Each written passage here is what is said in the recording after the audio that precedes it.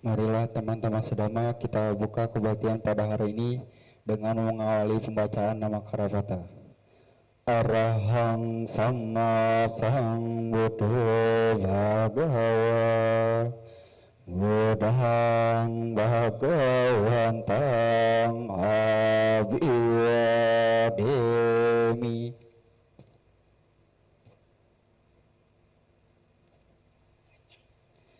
Swakato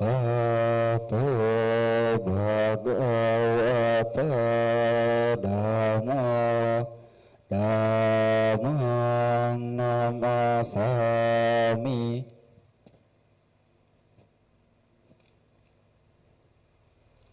Supatipanno Bhagavato Sawaka Sangho Sanghang Namami.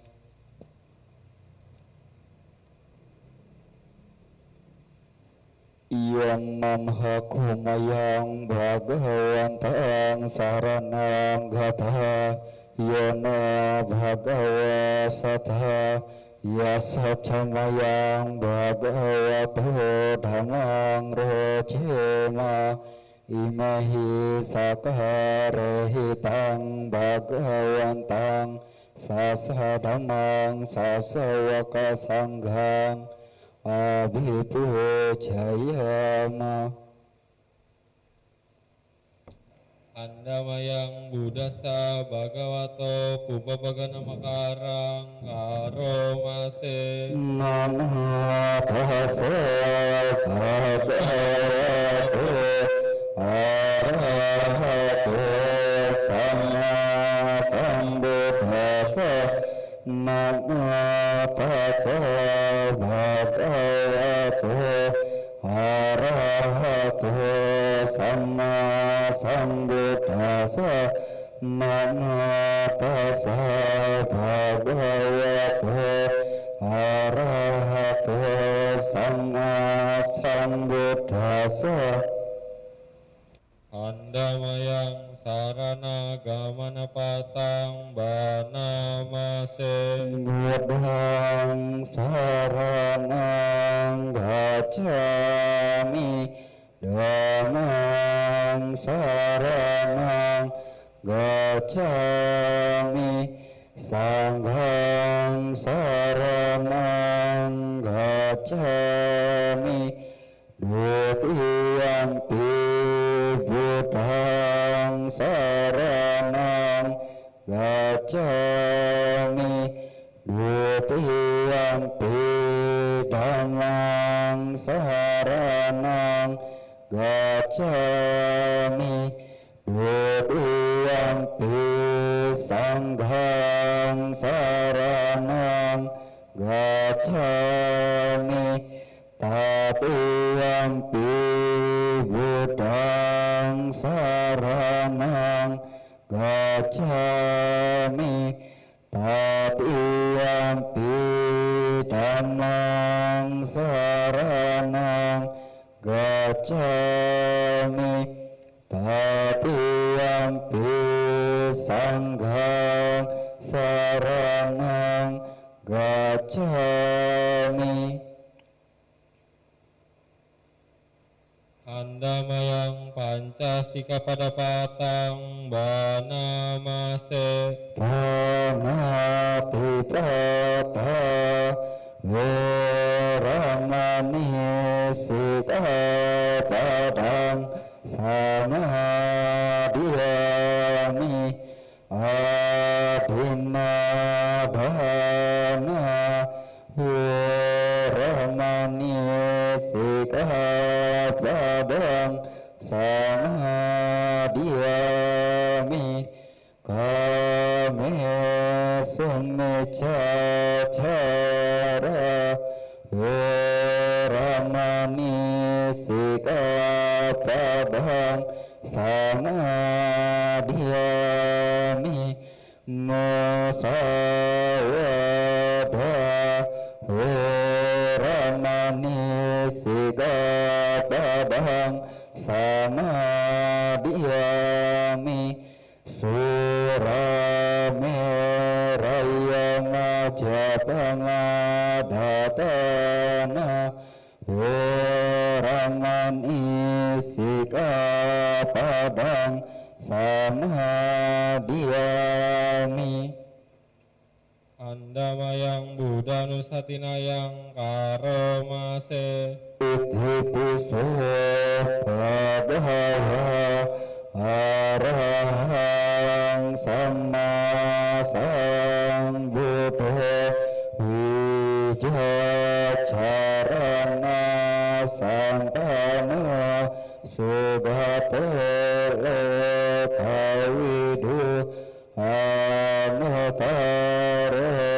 Purisa Dhamma Sarati Sata Dewa Manusana Buddha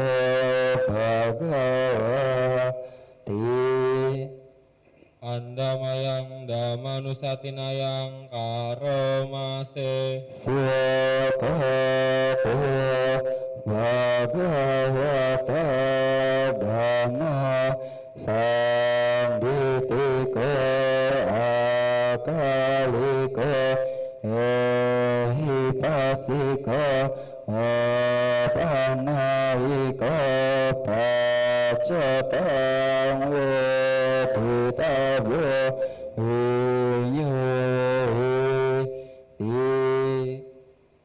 Andamayang Sanghanusatinayang Karomase Supatipano Bhagavato Sawaka Sangho Ujjuvatipano Bhagavato Sawaka Sangho Nyayapatipano Bhagavato Sawaka Sangho Sami Cipatipano Bhagavato Sawaka Sangho Ya Bidang Cetari Purisa Yugani Ata Purisa Punggala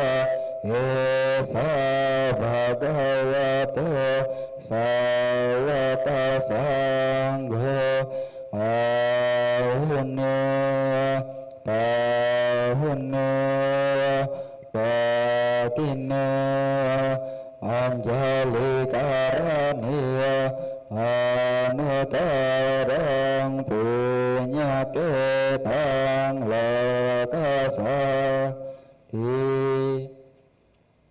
Andamayang Sacakiriagata Yobanamase Natime sarang anyang Budame sarana warang Etena sacawajena Satitehetu sabada Natime saranang anyang Danami saranang warang Etena sacawajena Satitehetu sabada Natime saranang anyang Sanggome saranang warang Etena sacawajena Satitehetu sabada Andamayang Karaniya Meta Sutang Banamase Karaniya Mata Kusarena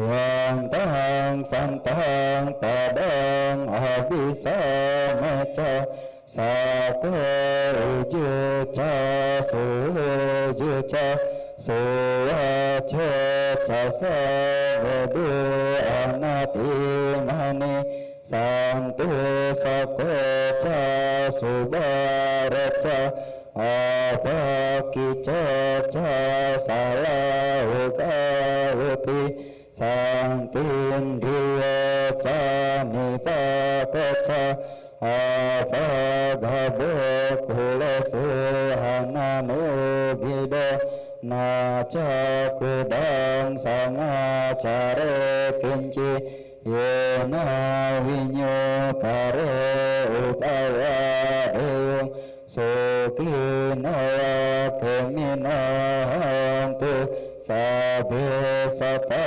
bawantu sukitata yeke cipana bupati tasawa tawarawa anawa sesa digawa ye mahantawa majima rasaka anukatua ditawa ye ca adita ye ca dure wasanti awi dure butawa sambawa siwa sabe sata bhavantu sukitata napare paraniko beta napi manyeta tata cinang kanci biarho sanna patigasanya nanya manya sadukani cewa mapayatani yang putang ayu seka putang manurake ewan pisababutesu mana sambawaye aparimanang metang ca sabale tasming mana sambawaye aparimanang ubang abeca piriyanca asang badang awarang asapatang titang carang nisinawa saya nawa tasawi katamido etang sating aditewa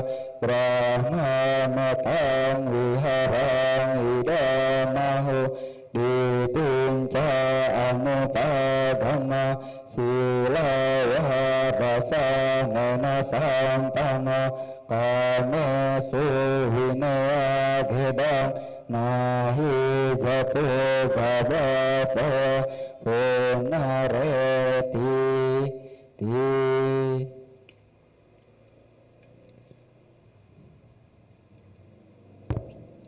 Andamayang abinha pacawe kanapatang banamase Jara damamhi jarang anapito yabidamamhi yabing anapito marana damamhi maranang anapito sabehime piyehi manapehina nabawe vinabawe kama sakohi kama dayado kama yoni kama bandu kama patisarana yang kamang karisami kalyanang papatang tasadaya bawisami eyang amhehi abinhang pacawe kitabang. Aku wajar mengalami usia tua, aku takkan mampu menghindari usia tua. Aku wajar menyandang penyakit, aku takkan mampu menghindari penyakit.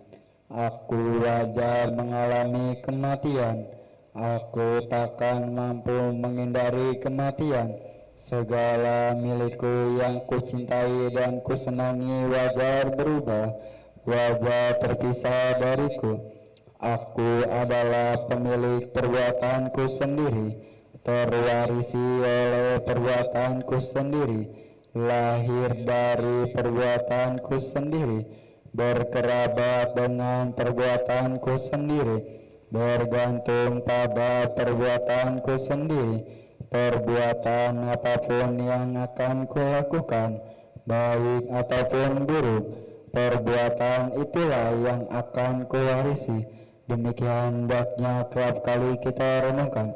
Sadu, sadu, sadu. Marilah teman-teman sedama, setelah kita membacakan parita suci, kita melaksanakan meta bhavana. Meditasi dimulai.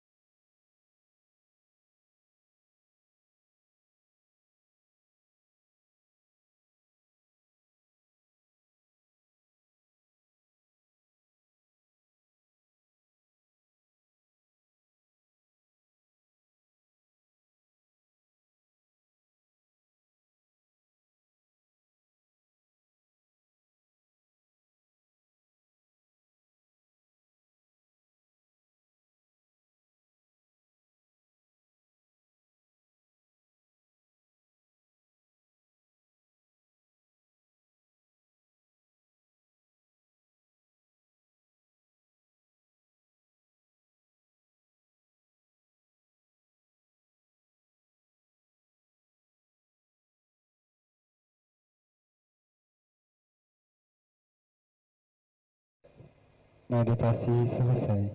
Sabbe sata bhavantu sukhitata. Semoga semua makhluk hidup berbahagia. Sadu, sadu, sadu.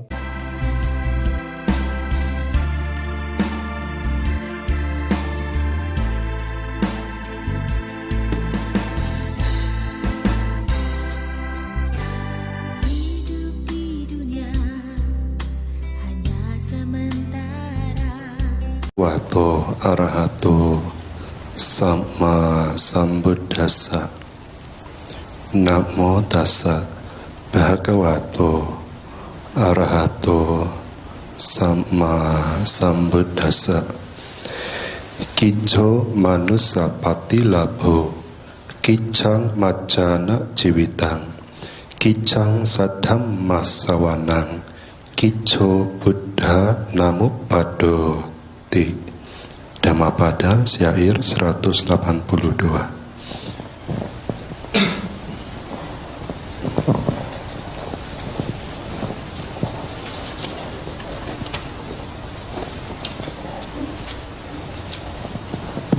Ya, Rama Pandita, pemimpin puja bakti, upasaka upasika, Bapak Ibu yang berbahagia, Satihotu, selamat malam.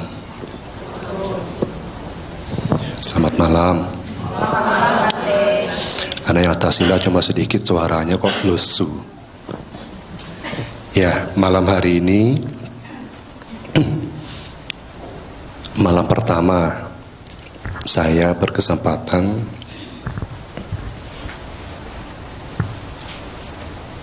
mengisi SPD ya, di Wihara Mahasampati. Tentunya suatu kebahagiaan bagi saya pada malam hari ini bisa menambah kebajikan dengan cara berbagi dhamma kepada Bapak Ibu sekalian di Wihara Mahasampati. Hampir di setiap wihara binaan STI di daerah-daerah umat Buddha di Indonesia 1 bulan sebelum Waisak mengadakan sebulan pendalaman Dhamma atau sebulan penghayatan Dhamma ya. Dan ini memang made in Indonesia. Di negara Buddhis lainnya setahu saya tidak ada. Ya, hanya ada di Indonesia. SPD ini berjalan, berlangsung. Ya. Tentunya kebahagiaan juga bagi umat Buddha ya, selama sebulan sebelum Waisak bisa menambah pengetahuan wawasan tentang Dhamma, sehingga praktek-praktek Dhamma dalam kehidupan sehari-hari bisa Bapak Ibu jalani, bisa Bapak Ibu praktekkan. Malam hari ini saya ingin menyampaikan ceramah Dhamma tentang beruntungnya terlahir di alam manusia.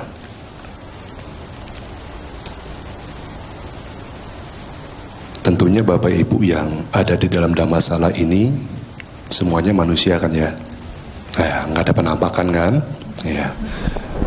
Nah, jadi sudah terlahir menjadi manusia itu sudah suatu keberuntungan. Ya. Karena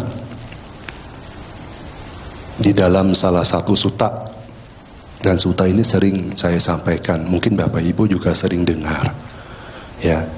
Nama sutanya Opama Sangyutta, bagian dari Samyutta Nikaya.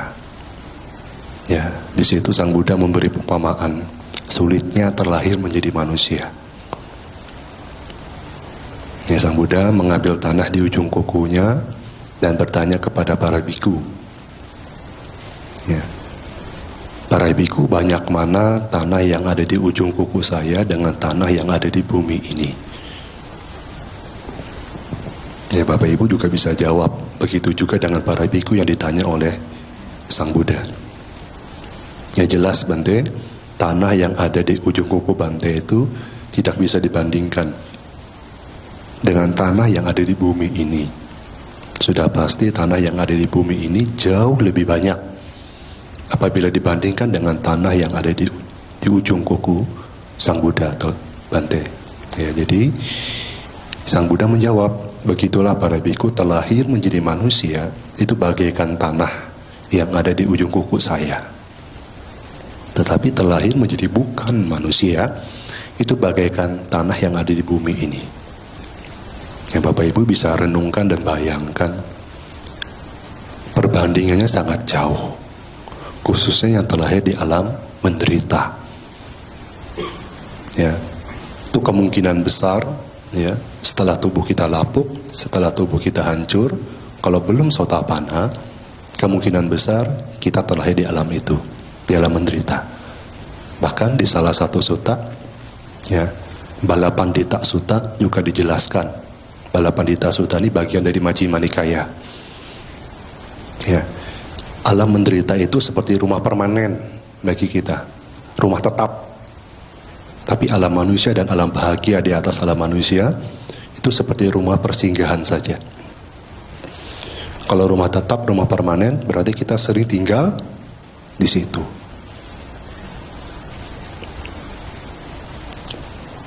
Kalau rumah persinggahan itu sesekali saja kita mampir di rumah itu. Makanya tidak heran ya, umumnya manusia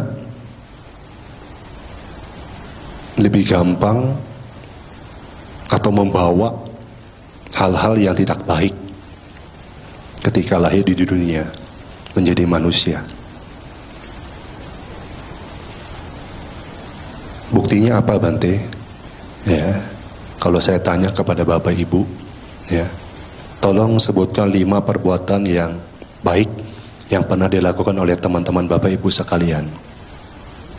Itu lama sekali dapatnya. Dapat 1, dapat 2 pun masih ditimbang-timbang. Benar nggak ya dia pernah melakukan perbuatan baik ini kepada saya?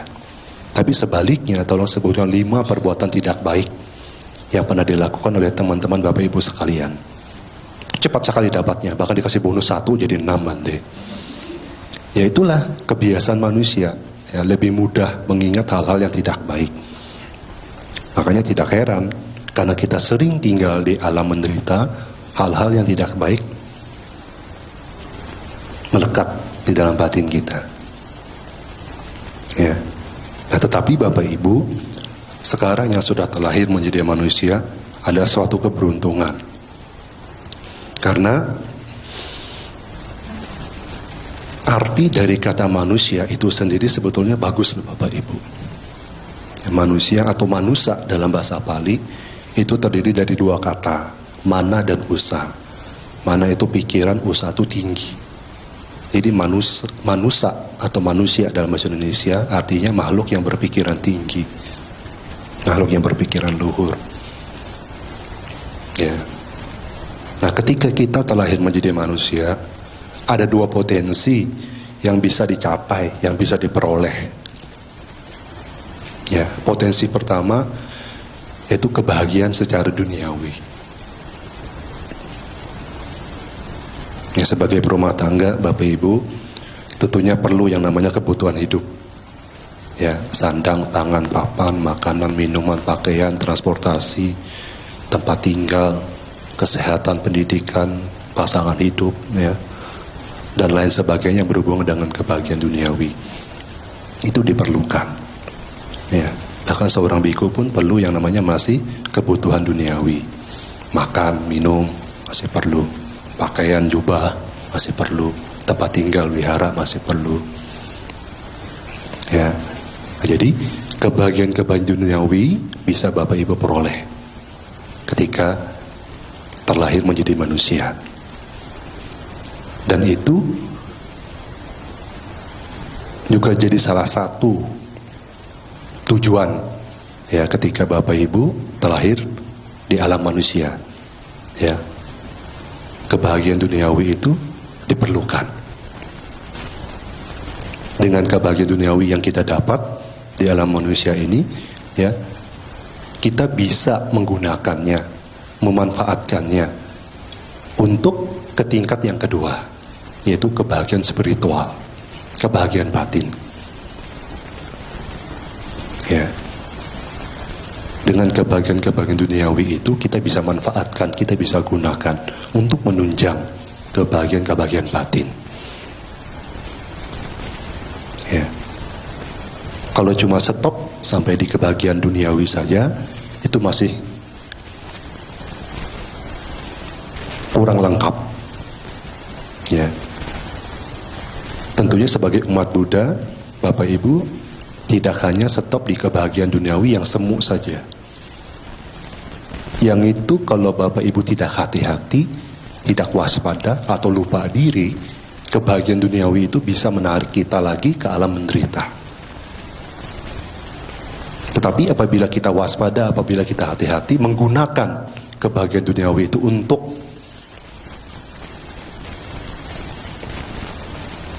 mempercantik batin kita, meningkatkan kualitas batin kita, ya, maka itu akan sangat jauh lebih bermanfaat, akan sangat jauh lebih baik.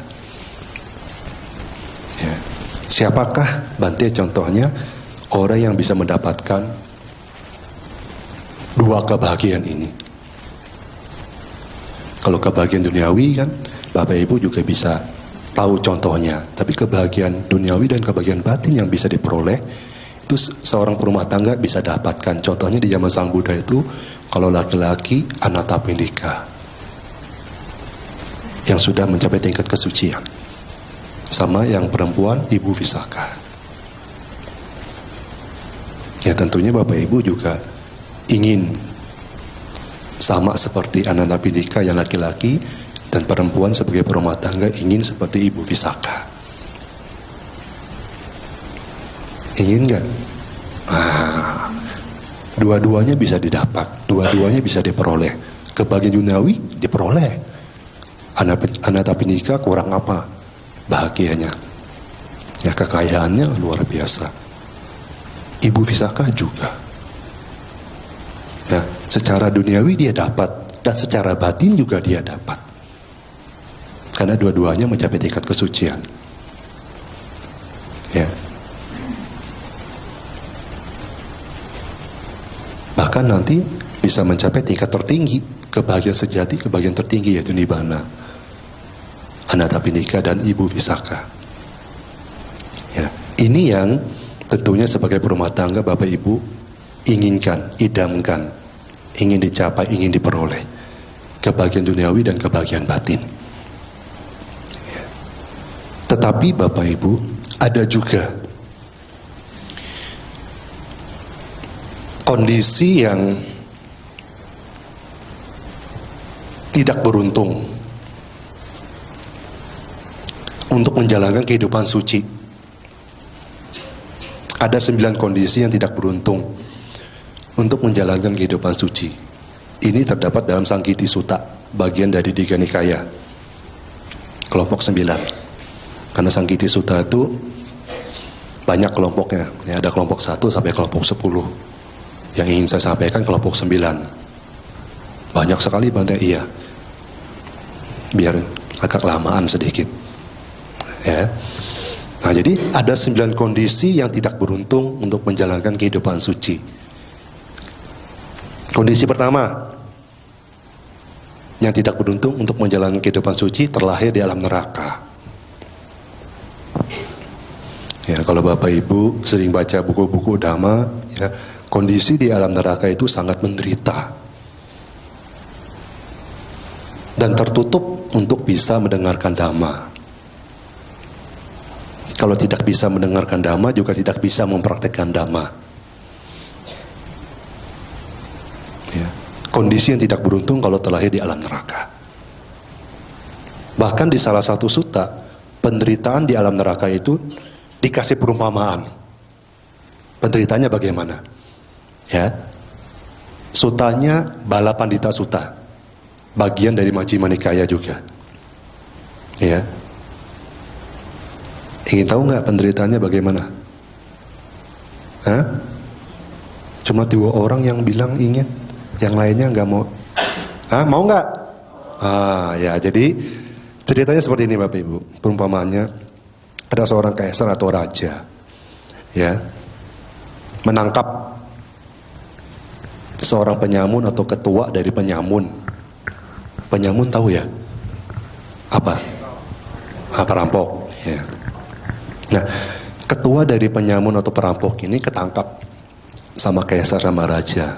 Tentunya dibantu oleh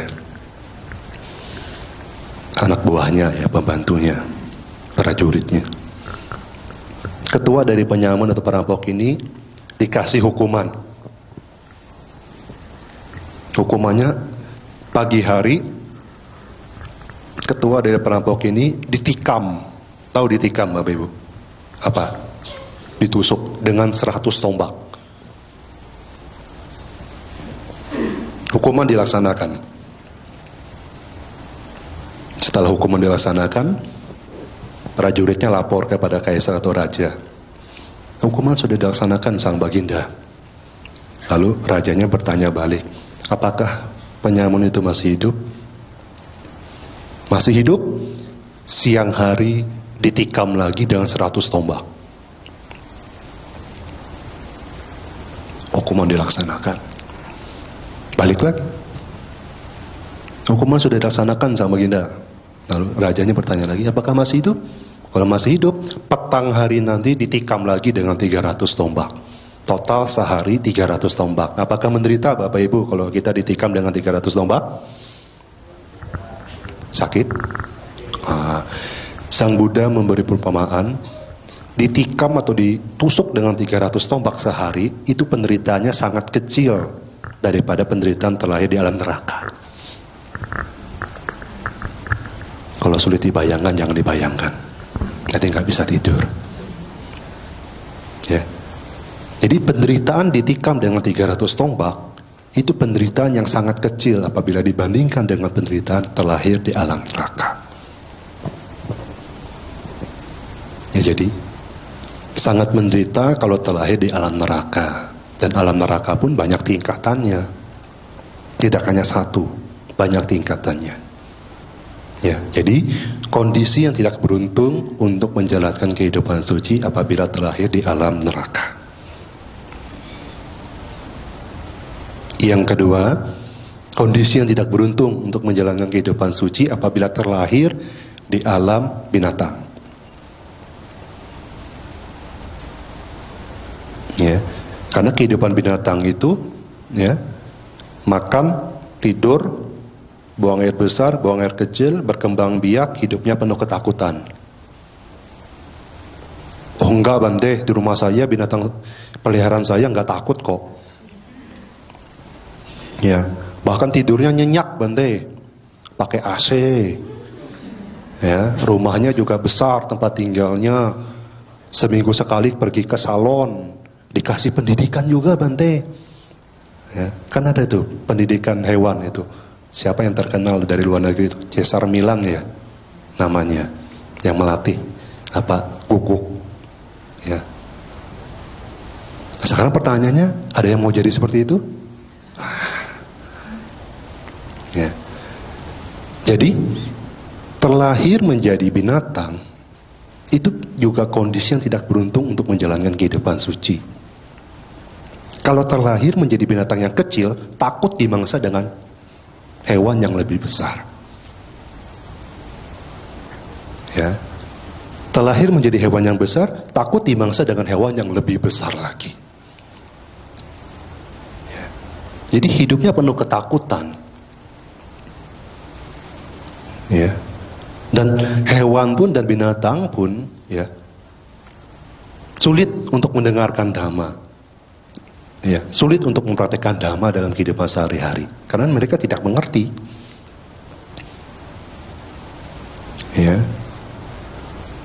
Kalau tidak bisa mempraktekkan dhamma, bagaimana bisa menjalankan kehidupan suci? Ya. Jadi terlahir menjadi hewan itu hidupnya penuh ketakutan. Ya, banyak ya contoh-contoh ya yang kena jadwal rutin setiap hari dipotong, jadwal rutin setahun sekali dipotong, ya, ayam, sapi, babi, kambing, jangan toleh kanan kiri loh ya, nanti ada yang tersinggung loh, kok mirip nantinya, lihat ke bawah saja, ya. Jadi hidup mereka memang, walaupun memang sekilas kalau Bapak Ibu lihat peliharaan, tuan dan nyonyanya, bahkan mungkin kasih sayang melebihi kasih sayang kepada pasangan hidupnya, kepada anaknya ketika memelihara hewan peliharaan.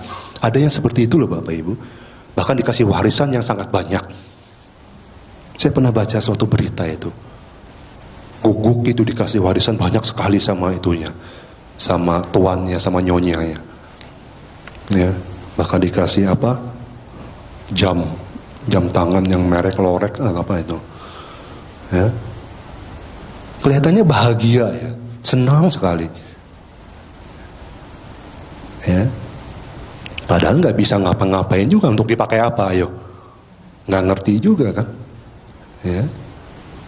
Jadi sekilas saja kita lihat emang enak. Ya. Bahkan ada umat yang nyeletuk. Ya.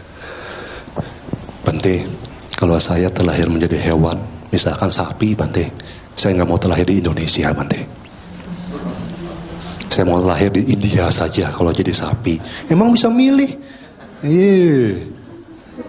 Iya. Ada yang nyeletuk seperti itu. Karena kalau di Indonesia ngeri banget ya kalau terlahir jadi sapi. Kan. Mendingan di India. Ya, lebih aman. Jadi dipakai untuk bekerja saja kalau di India. Tapi sekarang mungkin juga sudah beda lah ya. Beda zamannya. Ya. Ya jadi itu ya kondisi yang kedua yang tidak beruntung untuk menjalankan kehidupan suci apabila terlahir di alam binatang.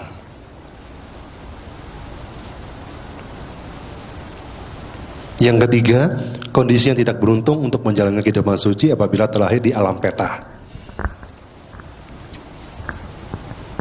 Di alam peta ini juga hidupnya sengsara, menderita sekali, ya, serba kekurangan, makanan, minuman serba kekurangan, dapat makan pun masih tetap lapar, dapat minum pun masih tetap haus, dan makanan dan minumannya pun Bapak Ibu sangat mengerikan, kotoran kita, air kencing kita, air ludah kita, itu jadi makanan mereka, makanan terlezat mungkin bagi mereka.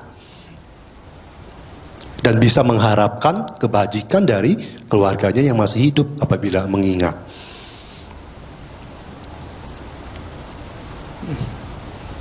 Ya, kondisi yang tidak beruntung untuk menjalankan kehidupan suci apabila terlahir di alam peta, karena hidupnya sangat menderita.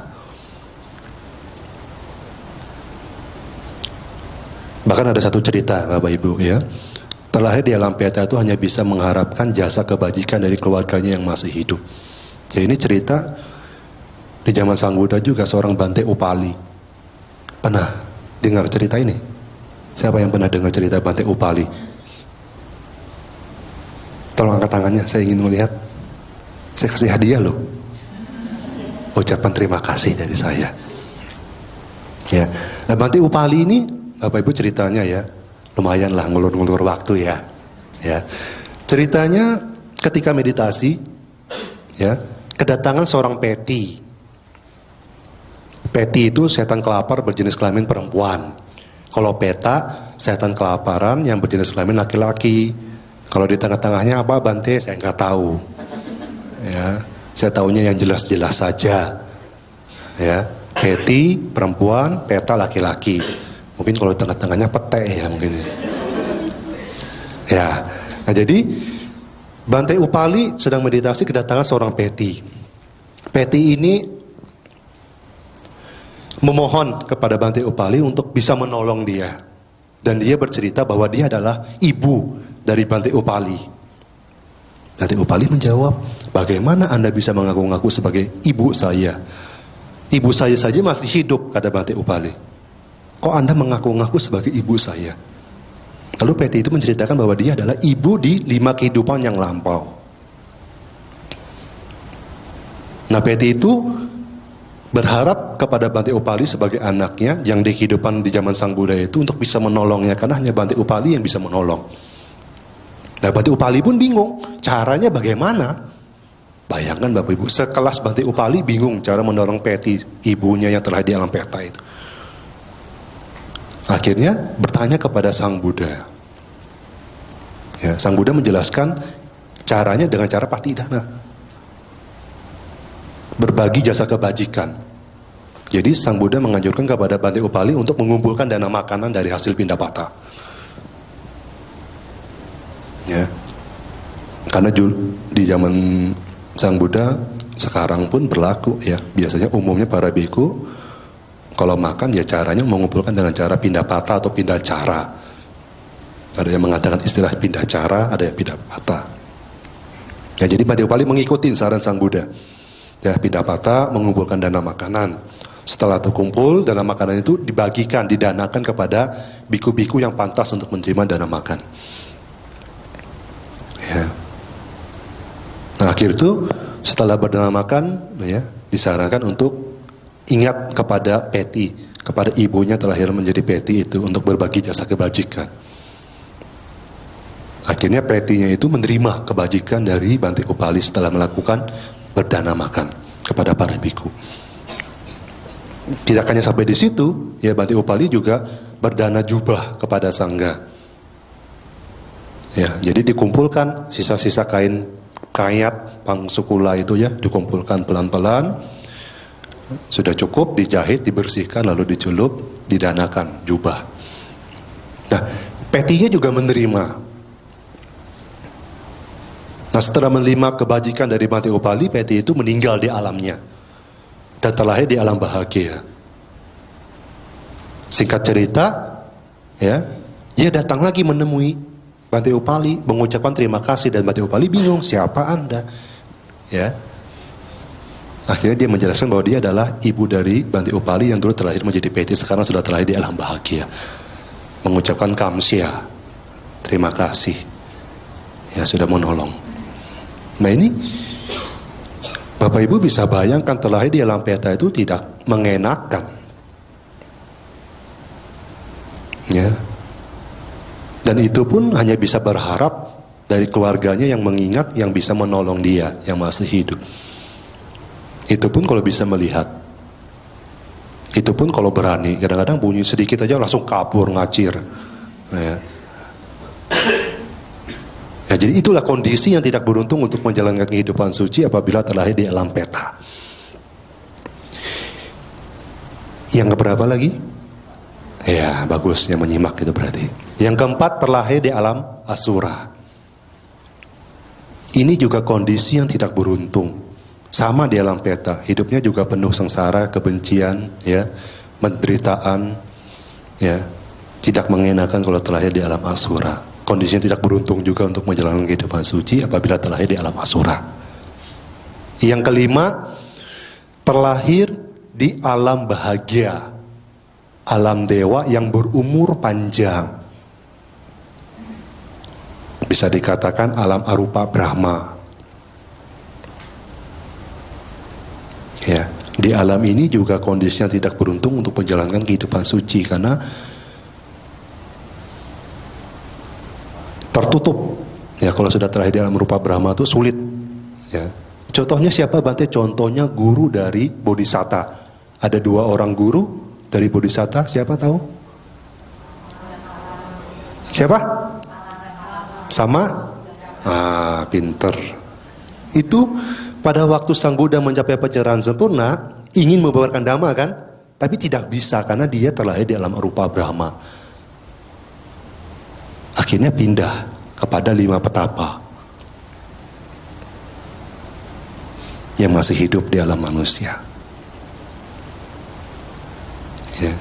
Jadi kondisi yang tidak beruntung kalau terlahir di alam bahagia berumur panjang, alam rupa Brahma.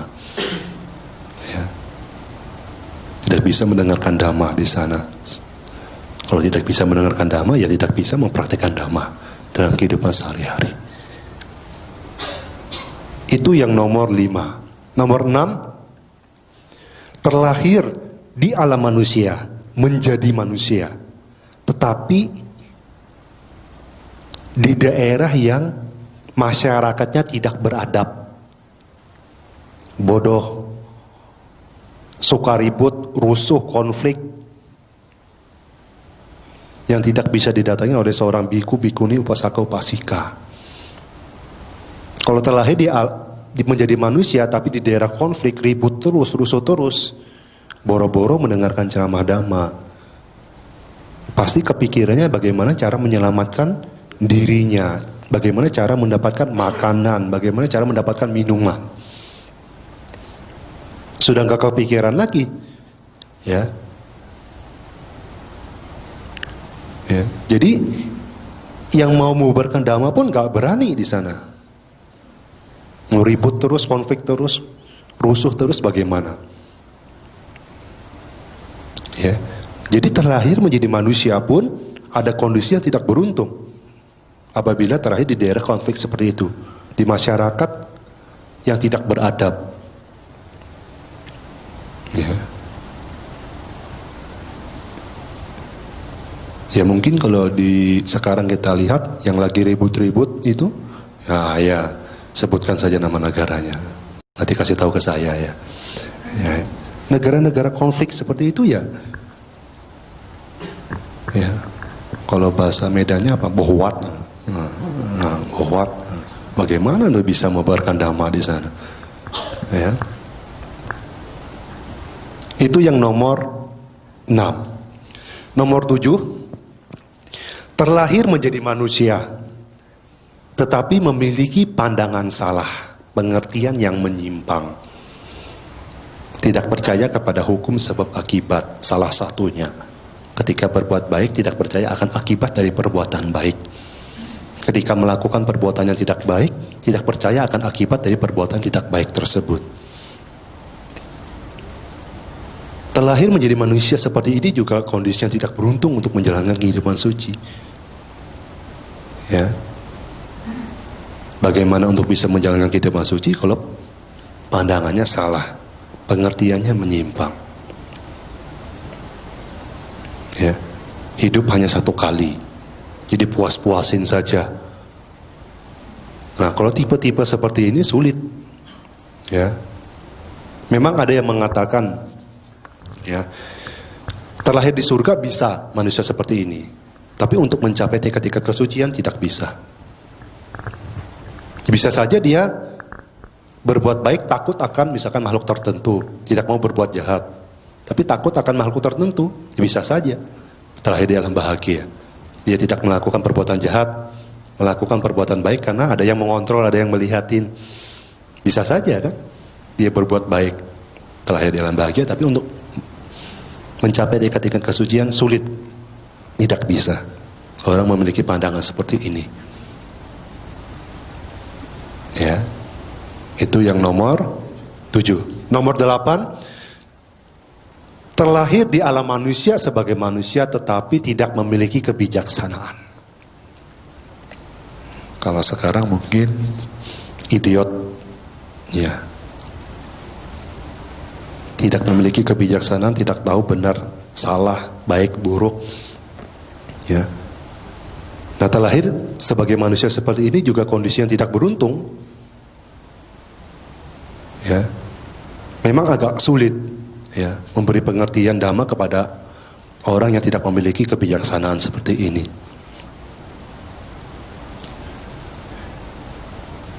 Saya pernah dapat pertanyaan, Bante, kalau misalkan terlahir menjadi manusia seperti itu bagaimana, Bante?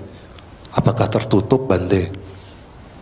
Ya, saya jawab, ya dicoba saja, diajarin pelan-pelan, ya harus punya usaha yang sangat keras, kesabaran juga yang harus lebih untuk mengajak anak orang seperti itu, ya, dilatih terus-menerus, ya. Nanti masalah nanti dia bagaimana akhir hidupnya ya kembali kepada dia. Yang penting orang tua, saudara atau keluarganya terus mengkondisikan saja. Ya. Memang di dalam sutta dikatakan itu kondisinya tidak beruntung untuk menjalankan kehidupan suci. Ya. Itu yang nomor 8. Ya. Nomor 9 yang terakhir, ya, terlahir sebagai manusia tetapi di zaman tidak ada Buddha, sama Sang Buddha muncul. Nah, ini juga kondisi yang tidak beruntung. Karena apa? Kalau sama Sang Buddha tidak muncul, ya tidak bisa mendengarkan Dhamma. Kalau tidak bisa mendengarkan Dhamma, bagaimana bisa mempraktekkan Dhamma dalam kehidupan sehari-hari, walaupun terlahir menjadi manusia? Ya. Jadi kondisi yang tidak beruntung untuk menjalani kehidupan suci kalau terlahir di nomor 9. Nah, inilah 9 kondisi yang tidak beruntung, Bapak Ibu, untuk menjalankan kehidupan suci. Ya. Tentunya Bapak Ibu tidak terdapat di dalam salah satu dari 9 kondisi ini. Ya. Bapak Ibu yang sekarang terlahir menjadi manusia, ya, yang bisa mendengarkan Dhamma di kehidupan sekarang, bisa memperhatikan Dhamma di kehidupan sekarang, yang tidak semua orang bisa mendapatkan seperti Bapak Ibu. Ya. Kondisi yang beruntung yang Bapak Ibu dapatkan di kehidupan sekarang dimanfaatkan dengan baik. Jangan disia-siakan. Ya, mungkin saja dulu Bapak Ibu pernah terlahir menjadi manusia, tetapi belum tentu seberuntung di kehidupan sekarang. Ya. Nah, oleh karena itu kesempatan yang sangat singkat ini, kesempatan yang sangat beruntung ini, kesempatan yang sangat langka ini yang Bapak Ibu dapatkan, ya, dimanfaatkan dengan baik.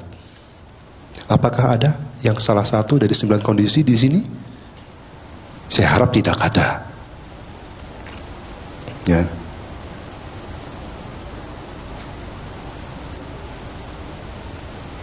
Oleh karena itu, ya, ketika Bapak Ibu sebagai perumah tangga, ya, yang beda, ya, kondisinya yang beda dengan manusia-manusia yang lain, ya, karena sekarang sudah terlahir menjadi manusia, tubuh yang sempurna, tidak kekurangan, ya, bisa mendengarkan dhamma, bisa mempraktikkan dhamma dalam kehidupan sehari-hari, ya, dimanfaatkan dengan baik, dipraktekkan dengan baik, ya, harus seimbang, ya. Silahkan mencari kebutuhan hidup, silahkan mencari kebahagiaan duniawi, tidak disalahkan, boleh-boleh saja, tapi harus diseimbangkan dengan praktek dhamma, ya. Jangan sampai sibuk mencari kebahagiaan duniawi, tapi kebahagiaan batin dilupakan. Itu bahaya, Bapak Ibu, ya. Jadi harus seimbang, ya. Oke, mencari kebutuhan hidup, oke, mencari materi untuk membiayai hidup, pasangan hidup, anak dan sebagainya, ya. Tapi jangan lupa juga untuk mempraktikkan dhamma dalam kehidupan sehari-hari. Karena Bapak Ibu tidak sulit untuk bisa mendengarkan dhamma, ya. Bahkan bisa setiap hari mendengarkan ceramah dhamma. Lewat mana? Lewat internet lah, baca-baca buku lah. Karena sekarang banyak sekali informasi-informasi dhamma yang bisa Bapak Ibu dapatkan. Ya, kalau mau klik Dhammacakka itu, setiap hari bisa, setiap minggu itu biku-biku ceramah di Dhammacakka itu. Bapak Ibu bisa dengarkan ceramah dhammanya. Sudah pernah coba Dhammacakka? Siapa yang pernah? Satu orang, mungkin baru dengar hari ini ya, Dhammacakka. Klik di Dhammacakka itu ada itu ceramah biku-biku Dhammacakka. Karena di Dhammacakka itu setiap minggu bikunya ceramah. Biku yang ceramah setiap minggu di sana. Jadi sangat banyak ceramah-ceramah dhamma di sana. Ya. Banyak juga di tempat-tempat yang lain Bapak Ibu bisa dapatkan. Ya, kaset DVD, MP3 lah, buku-buku dhamma sekarang sangat banyak, tidak sulit untuk didapatkan. Ya, kesempatannya sangat luar biasa. Ya, tinggal kita mau nggak, ya, diri kita mau nggak mempraktekkan dhamma itu dalam kehidupan sehari-hari, karena pengetahuan dhammanya sudah tidak sulit didapatkan, ya. Nah, oleh karena itu, ya, saya mengingatkan lagi, ya, kesempatan yang sangat langka ini jangan disia-siakan, ya, manfaatkan dengan baik, praktekkan dhamma dalam kehidupan sehari-hari, ya, sehingga Bapak Ibu bisa tetap terus maju dalam dhamma. Ya, semoga apa yang saya sampaikan pada malam hari ini bisa mendapatkan manfaat, ya, bisa menambah wawasan pengetahuan bagi Bapak Ibu sekalian, sehingga Bapak Ibu bisa tetap terus maju dalam dhamma. Semoga semua makhluk hidup berbahagia. Lamanya roda samsara terus berputar. Ikuti langkah, ikuti karma yang Andamayang patidana karomase. Punya sidang nikata yananya nikata nime tesanca baginantu sapananta pananaka yepiya gunawantaca nawang mata pita daya ditame capya ditaya anye maja taweruna sata pitan tila tasmin tebuna capya nika panceka capya kara samsaranta bhayatae nyatangye patidanane anuna bhantu te sayang ye cimang mata jananti dewa tesang nile dinana punyanang anumodana hedana sabu sata sadahantu ayora sukajiwino kena padanca papantu tesasa sijatang subah. Semoga jasa-jasa yang kulakukan kini atau di waktu yang lain melimpah kepada semua makhluk, tiada batas, tiada hingga, yakni kepada mereka yang kukasihi, yang berjasa seperti ayah dan ibuku, kepada mereka yang kukenal ataupun yang tidak, dan kepada mereka yang bersifat netral atau bermusuhan, makhluk-makhluk yang berada di alam semesta, di ketiga alam, keempat jenis kelahiran, terdiri dari 5, 1 ataupun 4 kusan dan bentuk, yang mengembara di alam besar dan alam kecil, atas pelimpahan jasaku ini. Semoga mereka yang mengetahui turut bersuka cita, bagi mereka yang tidak mengetahui, semoga para dewa memberitahukannya, berkat turut bersuka cita atas jasa-jasa yang kulimpahkan ini. Semoga semua makhluk senantiasa bebas dari kebencian, serta hidup dalam kebahagiaan. Semoga mereka mendapatkan jalan kedamaian. Semoga cita-cita luhur mereka tercapai. Sadu, sadu, sadu. Marilah teman-teman sedama kita tutup kebaktian pada hari ini dengan membacakan nama Karapata. Arahang Samma Sambuddho Bhagawa Buddhang Bhagawantahang Abhiwademi.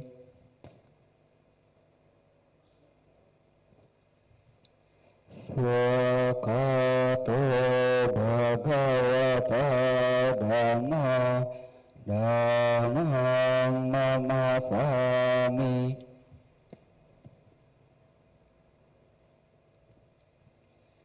Supatipano Bhagavato Sawaka Sangho Sanghang Namami.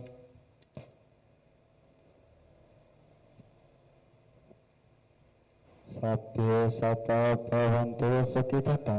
Semoga semua makhluk hidup berbahagia. Sadu, sadu, sadu.